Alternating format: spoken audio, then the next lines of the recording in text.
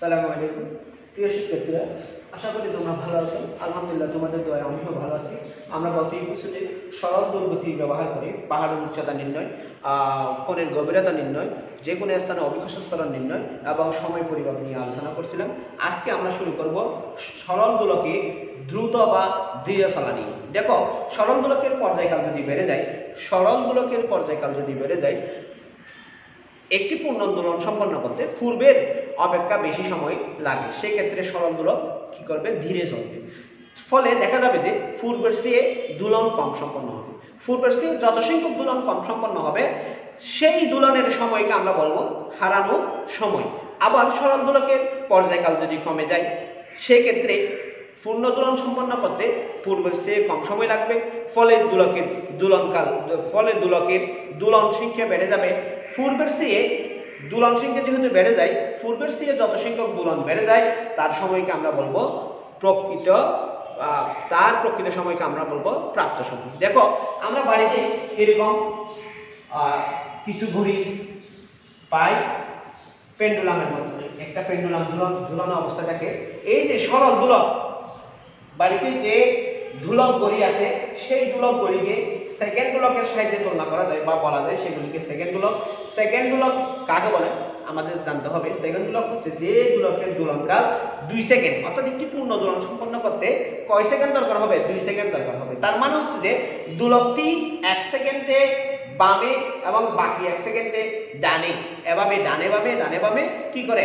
দোলন সম্পন্ন করে। 2 সেকেন্ডে 1 সেকেন্ডে ডানে এবং 1 সেকেন্ডে বামে এভাবে গিয়ে 2 সেকেন্ডে একটি দোলন সম্পন্ন করে, পূর্ণ দোলন সম্পন্ন করে। তাহলে আমি আবার বলতেছি, সেকেন্ড দোলক হচ্ছে যে দোলকের দোলনকাল, আমি এই টপিকটা পরে পৃথকভাবে আলোচনা না করে এখানে আলোচনা করে বলতেছি।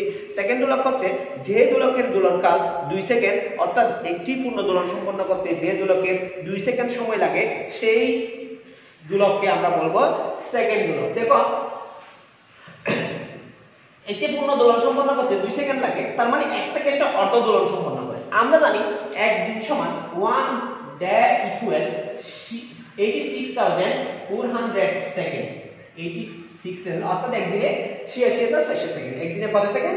86,400 সেকেন্ড। তার মানে একটি দোলক করে 86,400টি অর্ধদোল সম্পন্ন করে একদিনে। 86,400টি কি দোল সম্পন্ন করে? অর্ধদোল সম্পন্ন করে একদিনে। তার মানে একটি অর্ধদোল সম্পন্ন করতে একবার ঠিক করে দোলকটি আওয়াজ দিবে বা ঘড়িটি আওয়াজ দিবে। তার মানে একদিনে 86,400 বার সে কি করবে? অর্ধদোলন সম্পন্ন করবে। মনে করি দোলক গড়ির দোলনকাল যদি বেড়ে যায়, দোলক গড়ির কি কাল বেড়ে যায়? দোলনকাল যদি বেড়ে যায়, সেই ক্ষেত্রে দোলক ঘড়িটি দোলনকাল বেড়ে গেলে সেই ক্ষেত্রে দোলক ঘড়ি দিনে n সেকেন্ড ধীরে চলবে। দোলক ঘড়িটি দিনে n সেকেন্ড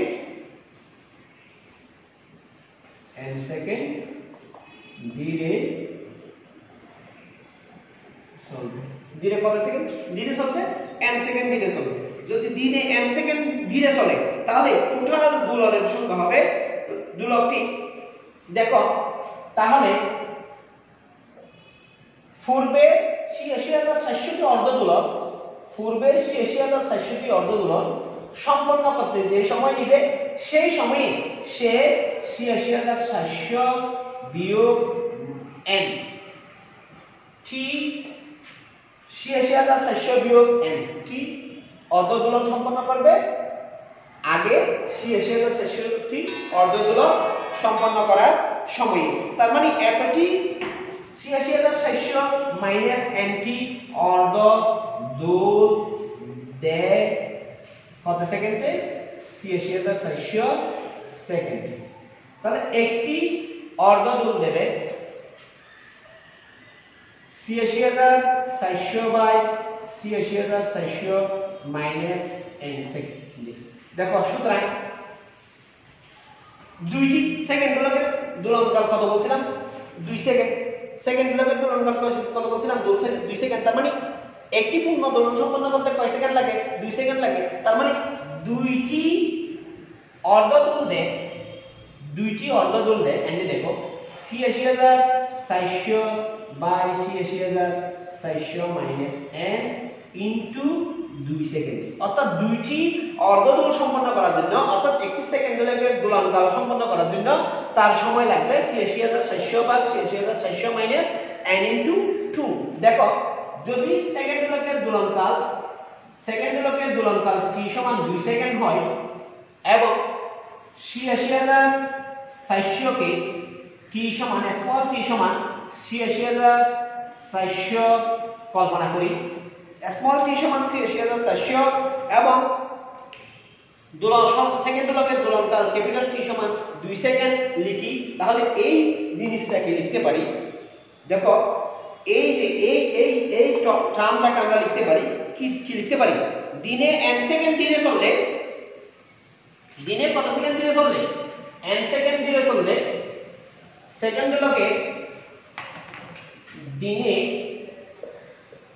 n সেকেন্ড ধীরে চললে সেকেন্ডগুলোকে দোলনকাল t পরিবর্তন হয়ে কত হয়ে যাবে, t1 হয়ে যাবে। দোলনকাল t1, দোলনকাল t1 সমান হবে 86400 ভাগ 86400 বিয়োগ n ইনটু 2। দেখো আমি কিছুক্ষণ আগে বলছিলাম সেকেন্ডগুলোকে দোলনকাল t সমান 2 সেকেন্ড এবং 86400 যদি আমি স্মল t মোট সময়কে যদি আমি স্মল t দ্বারা লিখি, তাহলে আমরা এটাকে লিখতে পারি small t by t minus n into capital T বা small t capital T by t minus n কি সমান t1 সমান। অর্থাৎ দিনে সেকেন্ডগুলো একে দোলনকাল অর্থাৎ n সেকেন্ড যদি ধীরে চলে, যদি কোন একটি সেকেন্ডগুলো দিনে n সেকেন্ড যদি ধীরে চলে, সেই ক্ষেত্রে সেকেন্ডগুলোকে দোলনকাল হবে t1 সমান t small t capital T by small t minus n। দেখো এখানে স্মল t মানে হচ্ছে মোট সময়, ক্যাপিটাল T মানে হচ্ছে সেকেন্ডগুলোকে দোলনকাল, সেকেন্ডগুলোকে দোলনকাল। n মানে হচ্ছে, বুঝছো তো, n মানে হচ্ছে হারানো সময়। n মানে কি সময়? হারানো সময়। আশা করি বুঝতে পারছো সেকেন্ডগুলোকে কত দ্রুত চলবে।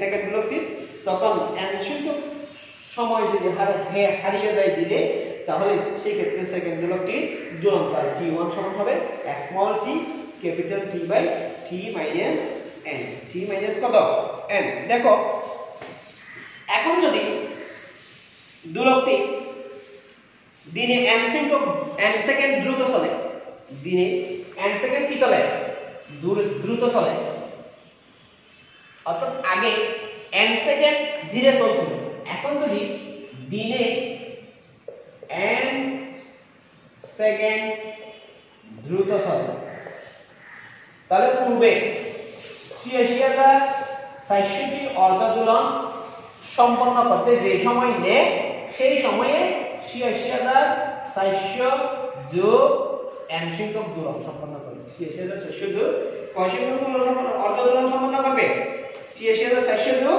n সংখ্যক অর্ধদোলন সম্পন্ন করবে।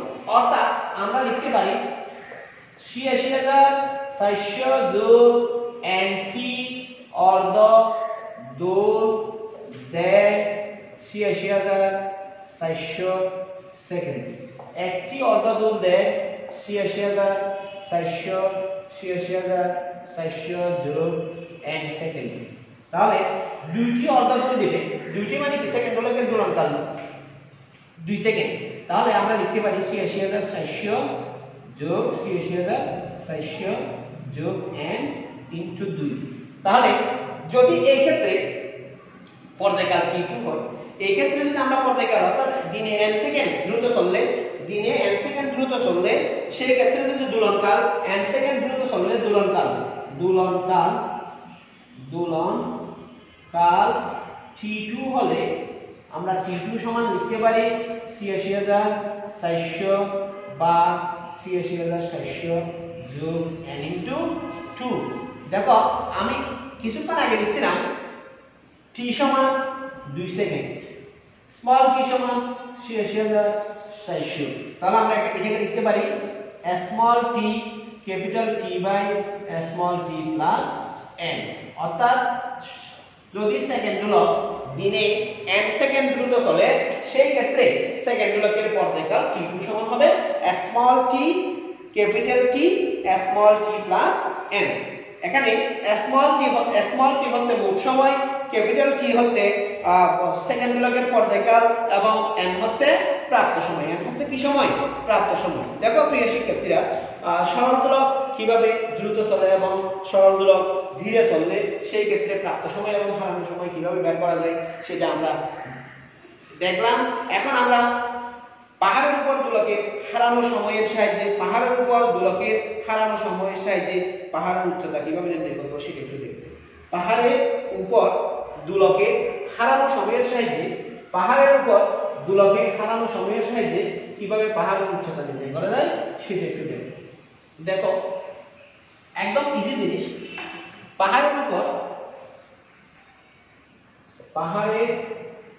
উপর দোলকের হারানো সময়ের সাহায্যে পাহাড়ের উচ্চতা নির্ণয়। প্রিয় শিক্ষার্থীরা, এত বেশি ইম্পর্টেন্ট টপিকস নয়, তারপরে জেনে রাখা ভালো, সেজন্য আমি জাস্ট তোমাদের জানার জন্য এটা পড়াচ্ছি, আলোচনা করতেছি। দেখো আমরা পাইছিলাম যদি পাহাড়ের উচ্চতায়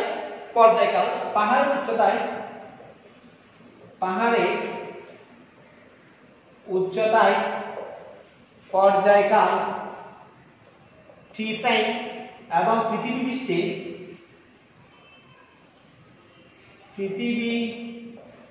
পৃষ্ঠে পর্যায়কাল t হয়, সেই ক্ষেত্রে আমরা পাইছিলাম t' t সমান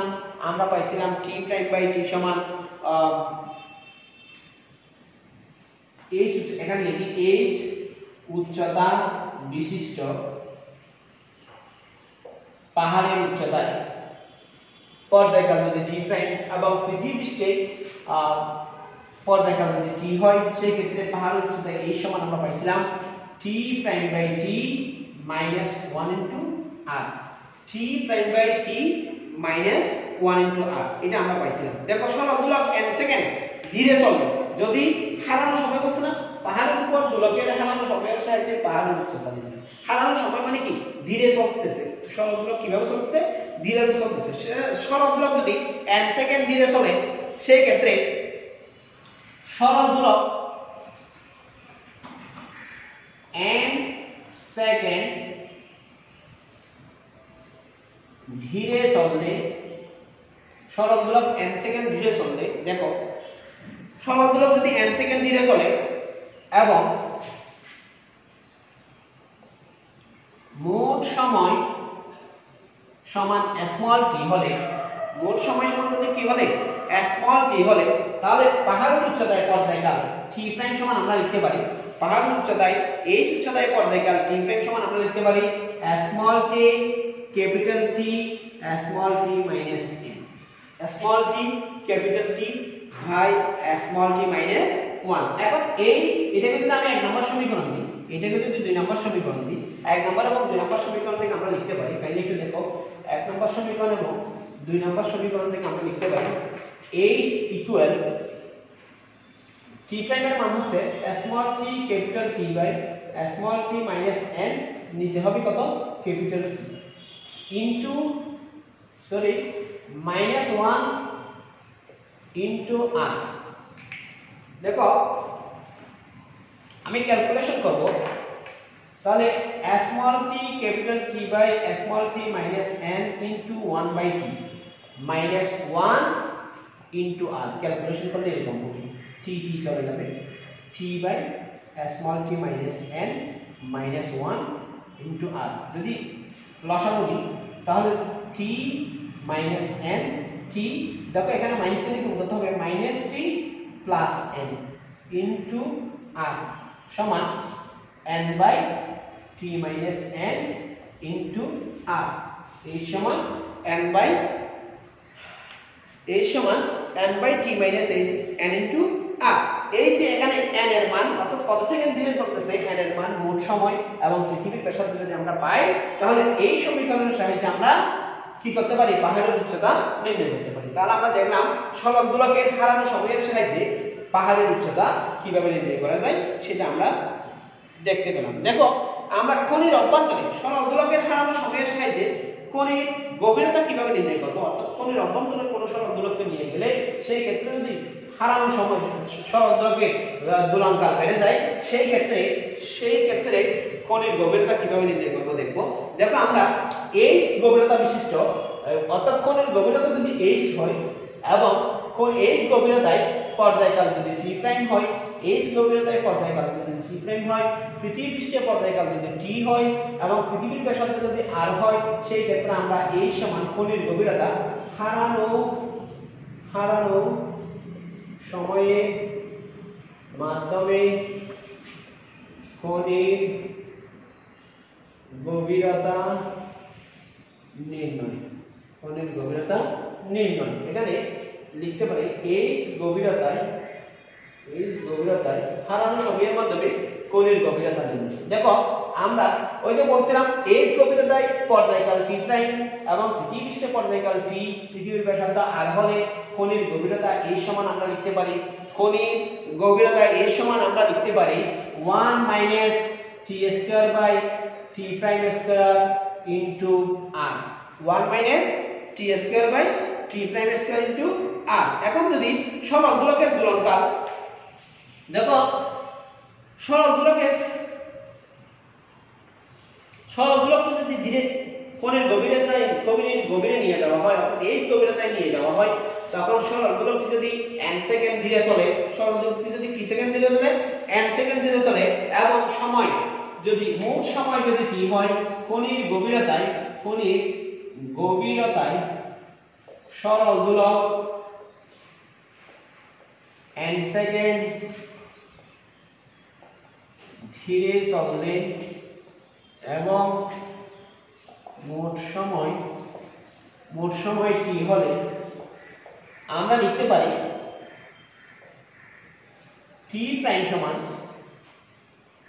এই ক্ষেত্রে পর্যায়কাল t প্রাইম সমান small t capital T by small t minus n। কিছুক্ষণ আগে আমরা প্রমাণ করে দেখাইছিলাম হারানো সময় t প্রাইম বা t1 সমান small t capital T by t minus n, small t capital T by t minus n। এই সমীকরণটা আমরা কোথায় বসাবো? ওই যে এটাকে যদি আমি 1 নম্বর সমীকরণ দিই, এটাকে যদি 2 নম্বর সমীকরণ দিই, 1 নম্বর সমীকরণে 2 নম্বর সমীকরণের মানটা বসাইলে h ইকুয়াল আমরা পাবো 1 মাইনাস t স্কয়ার। দেখো এখানে t প্রাইম মানে হচ্ছে যে t capital T by t minus n, তার মানে t capital T by t minus n whole square into r। দেখো আমরা একটু হিসাব নিকাশ করি, হিসাব করলে কি পাওয়া যায় দেখি।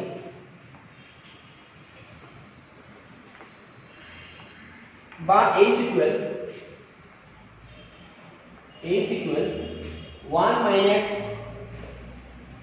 মাইনাস দেখো আমি তৃতীয় বন্ধন দিয়ে লিখতেছি t স্কয়ার ইনটু, এটা কিন্তু উল্টাই দিই, t minus n whole square by t square capital T square into r into কত? r। দেখো এই t স্কয়ার চলে যাবে, তার মানে 1 minus t minus n whole square by t square into r। আশা করি বুঝতে পারছো প্রিয় শিক্ষার্থীরা। দেখো এখন আমরা এখানে লিখতে পারি এই সমীকরণটাকে আমরা লিখতে পারি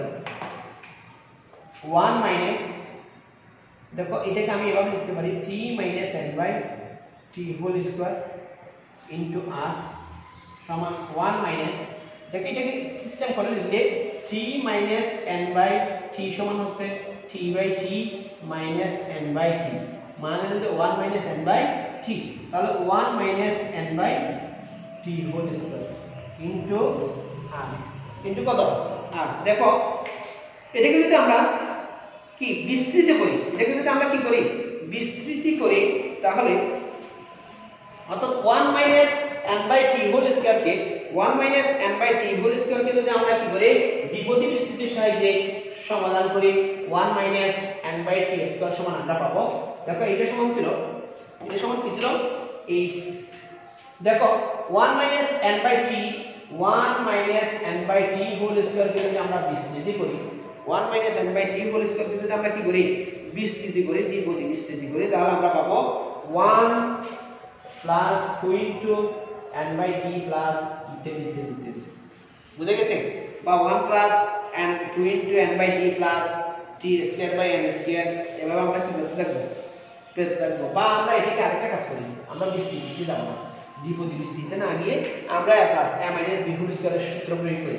a মাইনাস b হোল স্কয়ারের সূত্র প্রয়োগ করলে আমরা পাই h equal 1 minus 1 minus 2 into n by t 2 into n by t। देखो 1 minus 2 into n by t plus n square by t square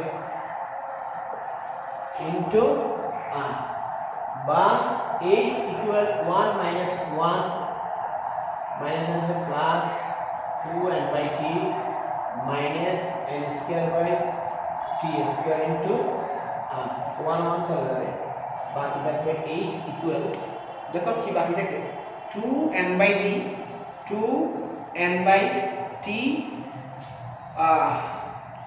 minus n square by t square into r। দেখো 2n by t minus n square by t square into r। দেখো n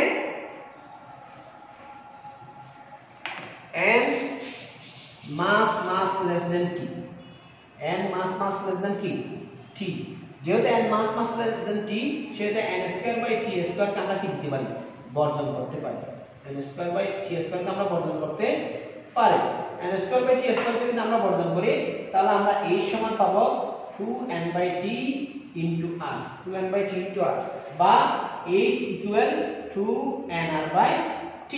আমরা এই সমীকরণ প্রয়োগ করে h equal to 2nr by t সমীকরণ প্রয়োগ করে হারানো সময়ের মাধ্যমে কোণের গভীরতা নির্ণয় করতে পারি। প্রিয় শিক্ষার্থীরা, খুব জটিল একটা জিনিস ছিল সরল দোলক কিভাবে দ্রুত চলে এবং কিভাবে ধীরে চলে সেটা নির্ণয় করা, এবং হারানো সময় প্রাপ্ত সময় আমরা কিভাবে নির্ণয় করা হয় সেটা দেখলাম। হারানো সময় প্রয়োগ করে আমরা পাহাড়ের উচ্চতা কিভাবে নির্ণয় করব এবং হারানো সময় প্রয়োগ করে কোণের গভীরতা কিভাবে নির্ণয় করব সেটা আমরা আলোচনা করছি। আশা করি সেটা আমরা বুঝতে পারছি।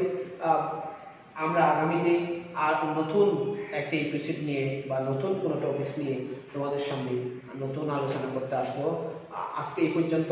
প্রিয় শিক্ষার্থীরা, ভালো থেকো, আমার জন্য দোয়া করবেন। আসসালামু আলাইকুম।